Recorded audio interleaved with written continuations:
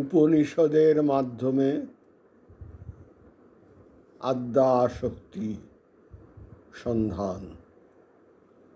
সব কিছুর পিছনে, সৃষ্টির পিছনে যে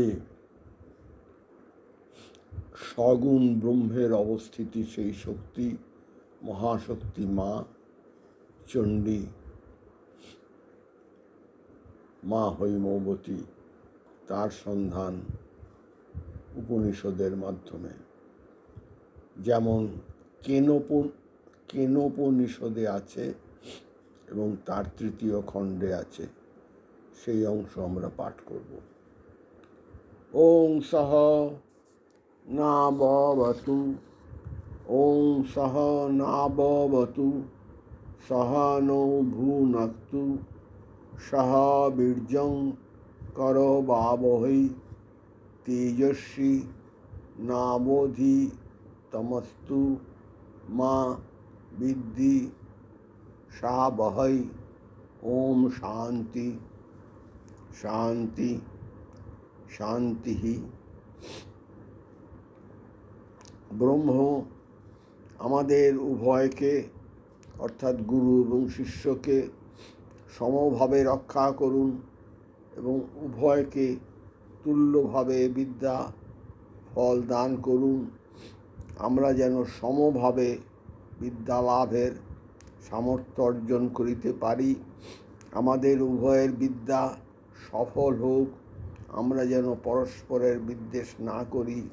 ওম শান্তি শান্তি শান্তি। তৃতীয় খণ্ড।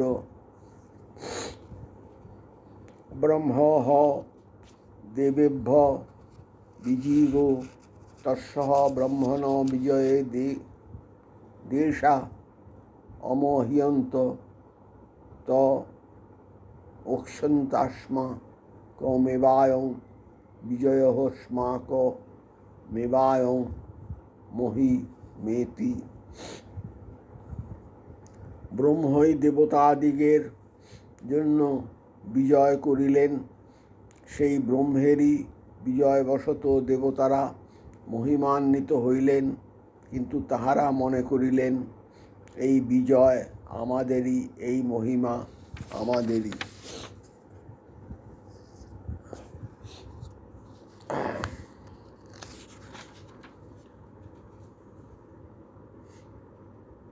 আমাদেরই। তদ্বৈষাং বিজয়জ্ঞং তেভ্যঃ প্রাদুর্ভবতু তন্নো বাজানত কিমিদং দক্ষমিতি কিমিদং যক্ষমিতি।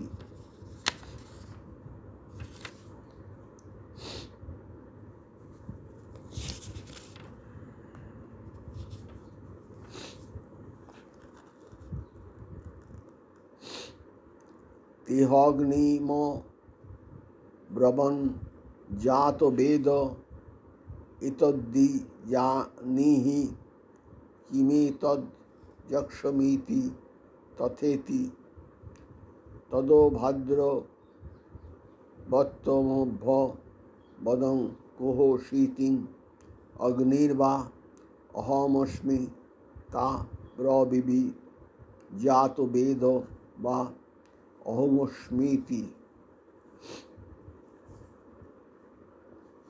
ব্রহ্ম ইহাদিগের মিথ্যা অভিমান অবশ্যই জ্ঞাত হইলেন। তাহাদেরই মঙ্গলার্থে তিনি নিজেকে তাহাদের ইন্দ্রিয়গোচর করিলেন, কিন্তু যাহারা জানিতে পারিলেন না যে সেই পূজ্য স্বরূপে যিনি সম্মুখে স্থিত তিনি কে, তাহারা অগ্নিকে বলিলেন, হে জাত বেদা, তুমি সম্মুখে অবস্থিত যক্ষকে জানিয়ে আসো যে ইনি কে। অগ্নি বলিলেন, তাহাই হোক। অগ্নি সেই যক্ষ সম্মুখে গমন করিলেন। যক্ষ তাহাকে এই রূপে অভিভাষণ করিলেন, তুমি কে? অগ্নি বলিলেন, আমি অগ্নি নামে প্রসিদ্ধ, আমি জাত বেদা বলিয়াও খ্যাত। तस्मित्तै किं बीर्यमीति अपिनं सर्वं दहेयं यदीदं पृथिव्यामीति तस्मै तु न निदोधारेत निदोधारे तद्दोहेति तदुपप्रियाय सर्वजवेन तन्न शकाकदग्धुं स तत एव निवृत्ते नैतदशकं विज्ञातुं यदक्षं যক্ষমিতি। ব্রহ্ম বলিলেন, তাদৃশ তোমায় কি সামর্থ্য? অগ্নি সেই উত্তর দিলেন, এই যাহা কিছু পৃথিবীতে আছে তৎসমুদই আমি দগ্ধ করিতে পারি। ইহা দক্ষ কর বলিয়া ব্রহ্ম তাহার সম্মুখে একটি তৃণ স্থাপন করিলেন। অগ্নি উৎসাহিত বেগে সেই তৃণ সমীপে গমন করিলেন, কিন্তু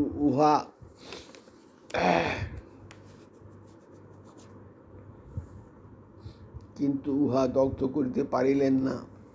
তিনি উক্ত যক্ষের নিকট হইতে দেবতাদের সমীপে ফিরিয়া আসিলেন এবং বলিলেন, এই পূজনীয় স্বরূপকে তাহা জানিতে পারিলাম না। অথ বায়ুমদ্রুদম বায়ুম ব্রুবন বাত বেত দ্বিজানি হি কিমেদযক্ষমিতি তথেতি তদভদ্রবৎ তম ভদ্রত তোহসীতি বায়ুর্বা অহস্মিতা ব্রবীন্মা তারিষ্যা বা অহমস্মিতি তস্মিস্তৈ কিং বীর্যমিতি অপিতং সর্বমাদদয় যদিদং পৃথিব্যা মিতি।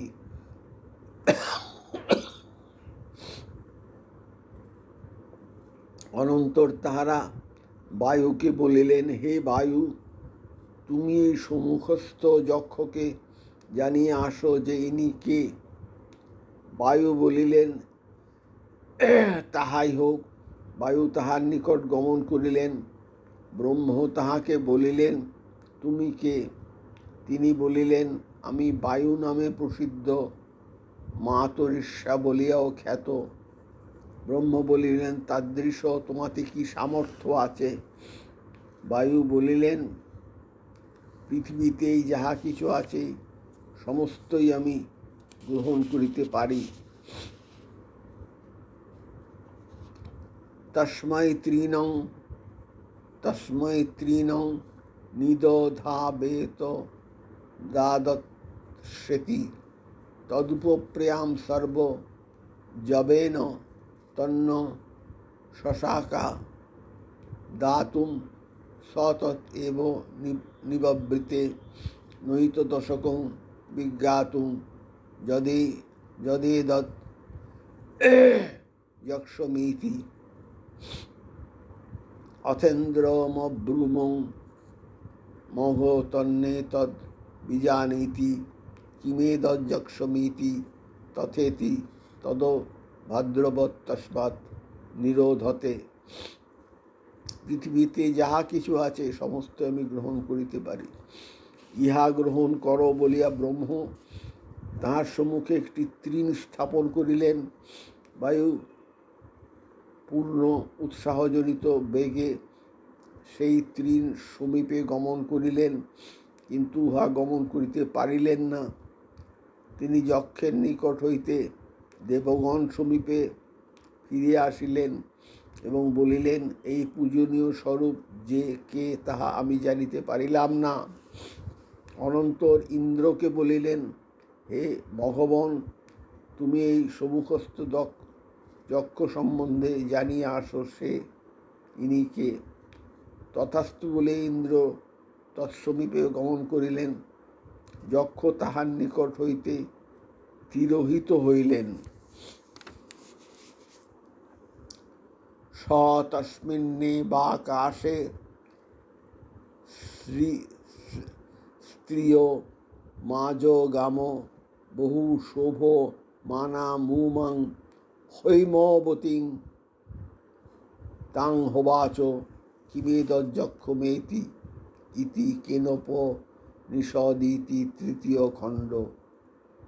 ইন্দ্র সেই আকাশে সুবর্ণভূষিতা নারীর ন্যায় অতি সুশোভনা স্ত্রীরূপিণী উমার বা ব্রহ্মবিদ্যার সকাশে উপস্থিত হইলেন।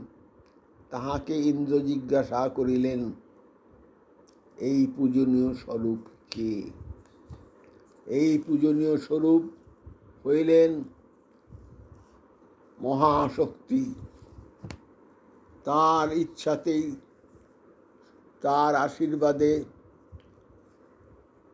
সব কিছু চলছে, সৃষ্টি হচ্ছে। এই মহাশক্তির সন্ধান কেনোপনিষদের তৃতীয় খণ্ডে হৈমবতী নামে উপস্থাপন করা গেল। ওম শান্তি শান্তি শান্তি। ওম শ্রীরামকৃষ্ণার্পণমস্তু।